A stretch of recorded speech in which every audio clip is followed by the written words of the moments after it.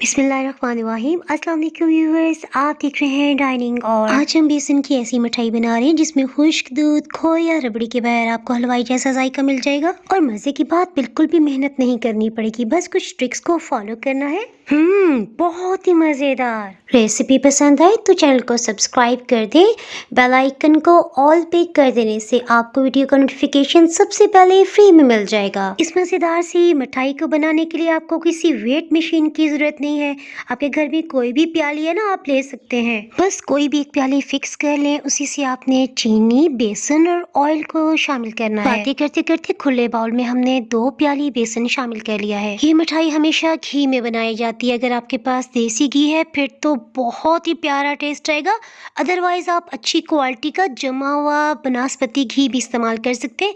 इसे अच्छी तरह से गर्म करते हुए 3 चम्मच हम घी इसमें शामिल कर रहे हैं। जल्दी के चक्कर में आपने वीडियो को स्किप नहीं करना, बहुत ध्यान से देखना है, क्योंकि मिठाई को दानेदार बनाने के लिए प्रोसेस बहुत इंपॉर्टेंट है। आपके सामने 4 चम्मच मैंने दूध बिल्कुल रूम टेम्परेचर पे है ये लिया है, और इसे भी हम बेसन और घी में शामिल करते हुए अच्छी तरह से मिक्स कर रहे हैं। घी और दूध जब खुश्क बेसन के साथ मिलता है तो फटकरियां सी बन जाती हैं। हम लम्स को तोड़ें, हाथों से खूब अच्छी तरह से मिक्स करें ताकि सभी बेसन में यकसा जायका और फ्लेवर आ जाए। ये देखिए, अगर इसे हाथ में रखते हुए इस तरह मुट्ठी में जोर कर प्रेस करेंगे ना तो ये जोड़ा जोड़ा सा महसूस होगा। दोबारा से तोड़ते हुए अब हम इसे कवर कर रहे हैं। बेसन में दूध और घी की नमी खूब अच्छी तरह से सरायत कर जाए, इसलिए इसे आधा घंटा हमने रेस्ट दिया है। अब आपके पास 3 ऑप्शंस हैं, या तो बारीक छलनी में इसे अच्छी तरह से छान लें, या फिर आप चॉपर मशीन में डालते हुए इसे 1 से 2 मिनट तक नॉर्मल स्पीड पे घुमा लें, या फिर आप इसमें ब्लेंडिंग जार का इस्तेमाल भी कर सकते हैं, जो भी आपके पास अवेलेबल हो। अब आपके जहन में ये सवाल आ रहा होगा कि ये प्रोसेस क्यों ज़रूरी है। तो जनाब, इसमें जो घी और दूध के लम्स है ना, उन सबको एक साइज में लाने के लिए ये प्रोसेस ज़रूरी है। ये मैं आपको जूम करके दिखाती हूँ। देखिए, इसमें छोटा छोटा सा दाना आपको नज़र आ रहा होगा ना।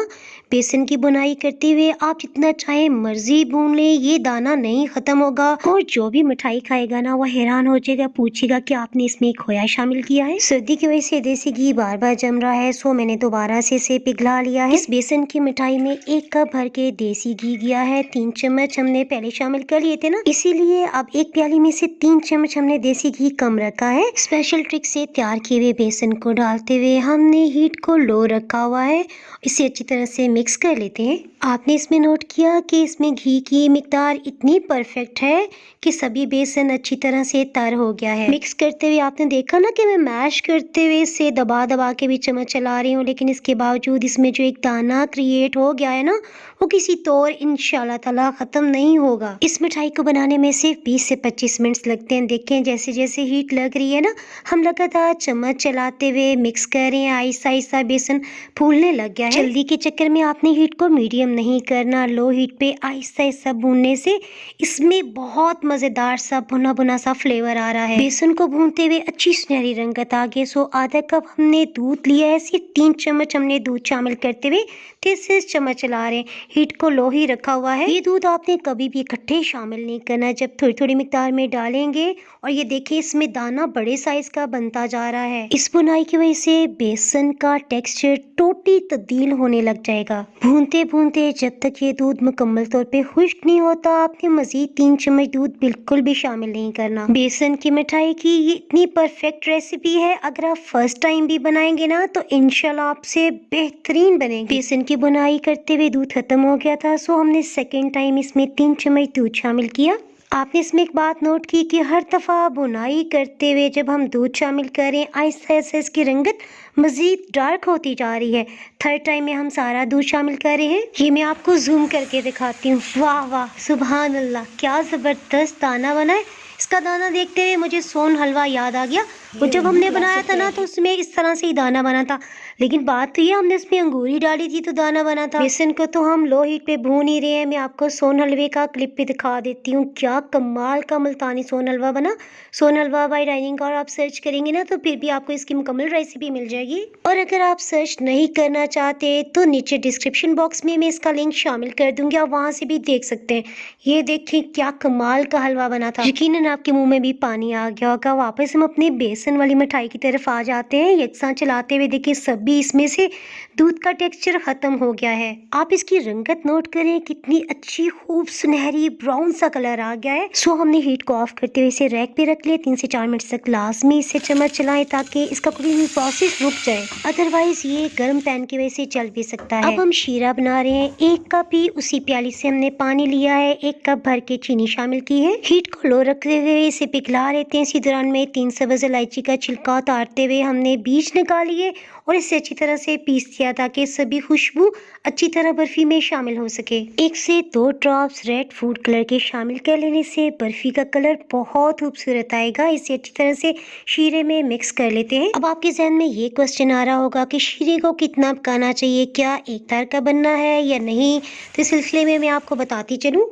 लो हीट पे पकाते हुए जब सभी चीनी घुल चुकी है, मिक्स हो चुकी है, तो हमने हीट को लो कर दिया है। चीनी मिक्स हो जाने के बाद हमने सिर्फ 10 मिनट तक इसे कुक किया है। टोटल हमने तकरीबन 19 मिनट तक इस शीरे को पकाया है। एक तार का शीरा तो आप नहीं कह सकते, लेकिन देखिए शीरा काफी हद तक गाढ़ा हो चुका है। अब मैं आपको टिप देती चलूं। देखिए भुना हुआ बेसन तो रूम टेम्परेचर पे आ चुका है ना, इसमें गर्मा गर्म शीरे को डाल देना है। अब आपने बिल्कुल भी नहीं घबराना। रैक पे रखे रखे अभी हमने हीट को ऑन नहीं किया, इसे खूब अच्छी तरह से मिक्स करते हुए मिला रहे हैं। जब आपको ये कंफर्म हो जाए कि शीरा और भुना हुआ बेसन अच्छी तरह से मिक्स हो चुका है, उसके बाद मीडियम लो हीट ऑन कर लेते हैं। इसे आप बेसन की बर्फी भी कह सकते हैं और इसे हलवाई मोहनथाल कहते हैं। अब दरमियानी हीट को ऑन करते हुए लगातार चम्मच चलाते हुए हम इसे इतना भूनेंगे कि इसमें शीरे का जो भी पानी है वो खत्म हो जाए। जिस तरह से सूजी का हलवा बनाते हुए हम गाढ़ा करते हैं ना, उसी कदर हमें इसे गाढ़ा करना है। चम्मच चलाते हुए साथ साथ आपके पास कोई भी प्लेट, डिश या ट्रे है, उसे ऑयल से ग्रीस करते हुए बटर पेपर लगा लें। अगर आपके पास बटर पेपर नहीं है तो सिंपल लूज शीट भी आप लगा देंगे ना ऑयल से ग्रीस करते हुए, वो बटर पेपर ही बन जाएगा। ट्रे को ग्रीस करते हुए बटर पेपर लगाते वक्फे वक्फे से हम इसमें भी चम्मच चलाते रहे हैं। जिस तरह से सूजी का हलवा किनारे छोड़ने लग जाता है ना, ये भी इसी तरह से हो गया है। और ये देखिए दानेदार टेक्सचर और खुशबू ऐसी कि क्या बात। हीट को ऑफ कर दिया है। अब हम ट्रे पे बटर पेपर को भी ग्रीस कर रहे हैं।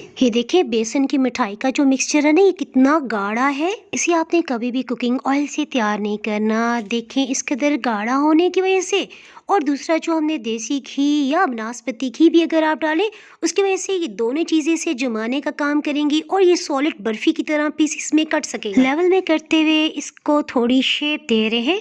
अभी ये बहुत गर्म है, जैसे जैसे ठंडा होगा ना, इसमें से देसी घी रिलीज होने लग जाएगा। उस देसी घी का कोई भी फ्लेवर नहीं होगा, यानी इसमें मिठास नहीं होगी। आप इस घी को किसी भी पराठे में या फिर आप घी में शामिल कर सकते हैं। चांदी के वर्क और पिस्ते से हमने टिकोर कर लिया। आप अपनी पसंद की कोई चीज भी लगा सकते हैं। हल्के हाथ से प्रेस करें, इसके साथ ही चिपक जाएगा। ये हमने रात को तैयार कर लिया था और कवर करते हुए किचन रैक पे ही छोड़ दिया। सुबह हो चुकी है और ये देखें सख्त हो चुका है, यानी जम चुका है। अब आप चाहें तो इसे बर्फी की तरह काट के खा सकते हैं। बेसन की मिठाई को काटने से पहले मैं आपको गुलाब जामुन का क्लिप दिखा देती हूँ। ये हमने हलवाई से भी ज़्यादा मज़े के लस्से खोए के गुलाब जामुन बनाए। यकीन जाने इतने ज़बरदस्त और इतने सबको पसंद आए, मज़ेदार की क्या बात है। गुलाब जामुन बाय डाइनिंग और आप सर्च करेंगे ना, फिर भी इसकी रेसिपी मिल जाएगी।